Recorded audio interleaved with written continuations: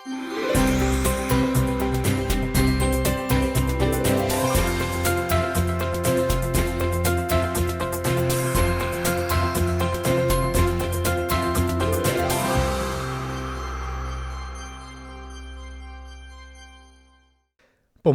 akademsko-znanstvena unija je v Murski Soboti pripravila tradicionalni plenum v okviru 23. redne letne konference unije.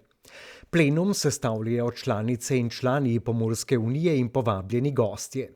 Letošnji plenum so naslovili Tehnološki potencial Pomurja. Plenum je potekal v sodelovanju s Klubom slovenskih podjetnikov. SVC združuje najuspešnejša podjetja v Sloveniji. Podjetja, ki so do svojih poslovnih rezultatov prišla odlično na podlagi svojega dela, vztrajnosti in velikega do svojega dela. Za SVC pomenijo prisotnost na regiji eno zelo pomembno dejavnost. Po uvodnem pozdravu predsednika Pomurske akademsko-znanstvene unije dr. Mitje Slavinca in predstavnice Kluba slovenskih podjetnikov so odprli plenum s področji inovacij, medicine, farmacije in gospodarstva. Robotiziramo procese, ki so za ljudi oziroma za neke naloge, ki jih ljudje vedno manj želijo opravljati z rokami.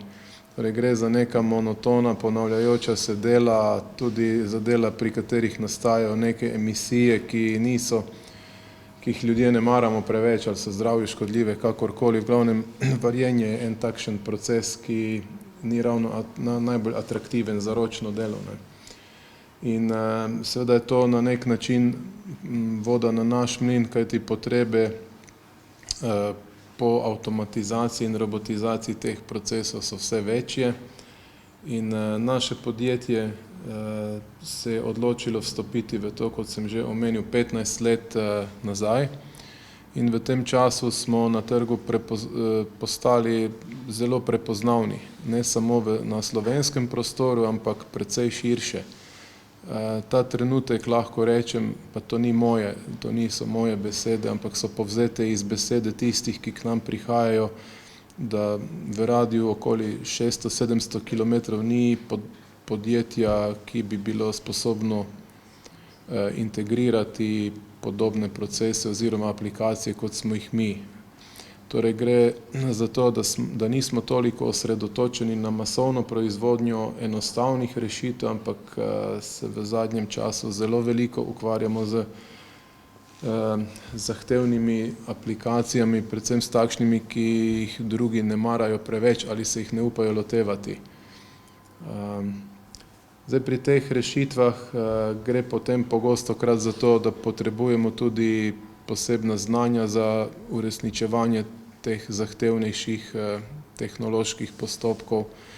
Robotizacija je že lep čas pomembna tema, sploh z vidika dela z občutljivimi materiali in postopki. Naše podjetje dejansko je projektno podjetje in se ukvarjamo dejansko z avtomatizacijo proizvodnih procesov. Zdaj, avtomatizacija proizvodnih procesov pri meni pomeni, ali pa zelo na en plastičen način povem, da vse vozimo, transporterji vse vozijo od šminke v Henklu pa do avtomobilov v Revozu ali pa v avtomobilski industriji in tukaj vse vmes. Glede na to, tako kot je kolega Renato rekel, smo specializirani v bistvu za manjše, nišne proizvode. To pomeni, da delamo ponavadi transporter 1-1-1, nimamo nekih večjih količin in tudi nam nikoli ni bil izziv oziroma nikoli nam ni bil, da bi šli v neke večje količine. Čisto iz preprostega razloga, ker na trgu smo danes bistveno bolj fleksibilni, kot pa če gremo v neko posebno avtomatizacijo in specializacijo nekih posebnih stvari. Mi dejansko, nas ponavadi stranka pokliče, oziroma ker pač smo toliko dolgo na trgu, pa lahko povem, da dejansko nimamo niti enega prodajnika. Prodajnik sem jaz, ki sem tehnik In kolega, ki je v bistvu že, bomo rekel, tudi 30 let pri nas ponavadi stranke pokličejo pa rečejo, imamo težavo pripeljati točko, mislim, naš produkt, izdelek iz točke A na točko B. Kaj lahko tu naredimo? In potem si zdaj v zadnjem času z neko umetno inteligenco pa s temi stvarmi pomagamo, kako analizirati, bomo rekel, pot, ki je potrebna in pa vse ostale stvari, seveda do zadnjega stroška, do vrednosti investicije, kako to izpeljati.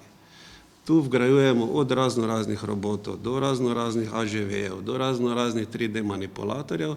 To so naše osnovne dejavnosti. V globaliziranem svetu nišne rešitve ali podjetja niso več nišna, ampak dobivajo vse širši krog uporabnikov.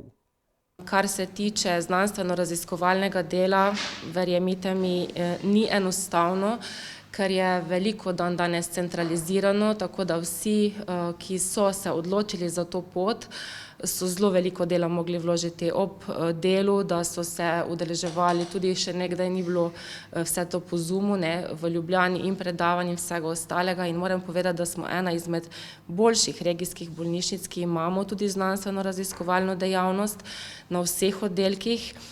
Morda se v javnosti včasih sliši pač pluse, minuse prej slišimo kot pluse, ampak moram povedati, da na vseh področjih smo v zadnjih letih zelo napredovali, k nam se prihajajo operirati ljudje iz različnih področji Slovenije, pa ne samo zaradi kratkih čakalnih dob, ampak tudi zaradi tega, ker imamo zelo dobre specialiste, zelo razvijamo tudi kardiologijo, urologijo in ostalo.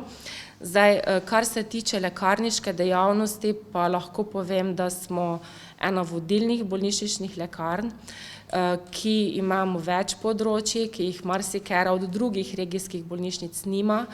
Naprimer, v bolnišnični lekarni, če si predstavljate, je več odsekov dela, od tega, da sami proizvajamo določene sterilne pripravke, magistralna zdravila, ki jih na trgu ni, do tega, da oskrbujemo vse oddelke bolnišnic z zdravili, nabava in pa prevzem in vse poteka preko nas.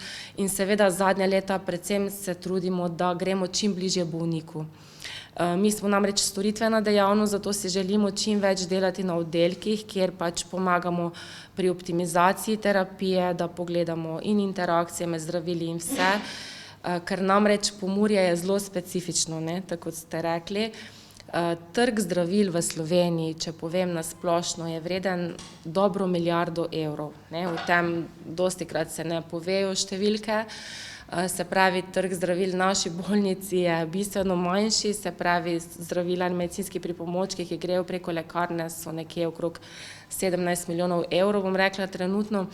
Ampak, po čem pa Pomurje izstopa, Pomurci pojejo največ zdravil od vseh v Sloveniji, Zdravje je vrednost, ki jo velja ceniti, in podatek o rabi zdravil je lahko upravičeno zaskrbljujoč.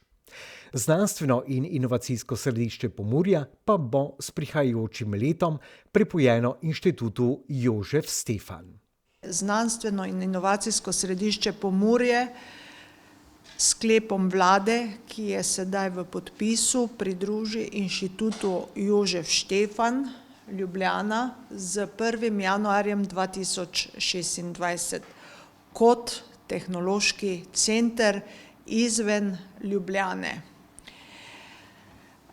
Prednosti tega centra, ki še nima definiranega natančnega imena, so v tem, da bi pravzaprav na ta način Slovenija dobila decentraliziran inštitut oziroma decentralizirano enoto za deležnike, za lokalno skupnost, za potencialno območje nove regije, da bi tudi ta podjetja, te ustanove, ki delujejo v tem degradiranem okolju, imele možnost usposabljanja ne samo kadrov za potrebe industrije, ampak tudi širše, da bi regija postala bolj razvita tako po kazalnikih povprečnih plač, bruto družbenega proizvoda in da bi lahko takšna enota tudi servisirala potem posamezne deležnike in pa iskalce tovrstnih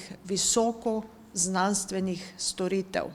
Lastno znanje je pomembno, a pogosto v lokalnem okolju naletimo tudi na ovire pri sodelovanju na raziskovalnem in inovacijskem področju. Zdaj v Pomurju ni ravno veliko takih podjetij, s katerimi bi mi lahko v okviru tega sodelovali. Smo pa že nekaj poskušali v preteklosti z drugimi regijami oziroma s podjetji, ki so prihajala iz druge regije in kolikor vem, je celo en tak projekt v teku. Jaz bom z veseljem sodeloval pri kakšnem projektu, pri kakšni skupni razvojni nalogi tudi z inštitutom oziroma organizacijo, ki zdaj na novo nastaja ali se združuje, prevzema, kakorkoli. Tako da, kar se tega tiče, mi podpiramo te ideje, ne, absolutno, ne. Sploh v dejavnosti, kot je naša, gre za relativno specifična znanja, ki jih kar tak v okolju ni možno dobiti, ne. Mreženja ali grozdenja so pomembna prav tako kot ustrezen kader. Absolutno podpiram vsa ta mreženja, tako kot sem rekel, od SBC-ja naprej, ki so pomembna pri pridobivanju vseh tistih prvih informacij, ali je to o projektu, ali je to o investicijah, ali je to o znanju, ali je to o novih sodelavcih. Lahko povem, da smo dejansko eno redkih podjetij, ki smo zaposlili z 1. majem, smo zaposlili Nemca. Ker v našem trgu, pa ne prodajnika, ampak tehnika, ki nam pomaga razvijati projekte, bom rekel, ki je sicer lociran v Nemčiji, ampak je zaposlen na Tokam delo Spodnja Ščavnica. Znanja in znanost morata biti na dosegu roke, ne le v urbanih centrih, sicer se bomo lahko hitro znašli v pomanjkanju strokovnjakov. Pomurska akademija ima poleg drugih tudi povezovalno vlogo. Tudi to je pomembna stvar Pomurske akademije, ki povezuje tiste, ki se lejko te pa meni ne izziv. Če imaš problem, imaš nevoljo, moraš rešiti, ko se v istih problemih pogočavljamo. Znanja, inovacije in mreženja, ne le v lokalnem ali regionalnem okolju, so pomembni vidiki, znanje pa naj bo dostopno vsem, bi lahko rekli, da je eden zaključkov plenuma.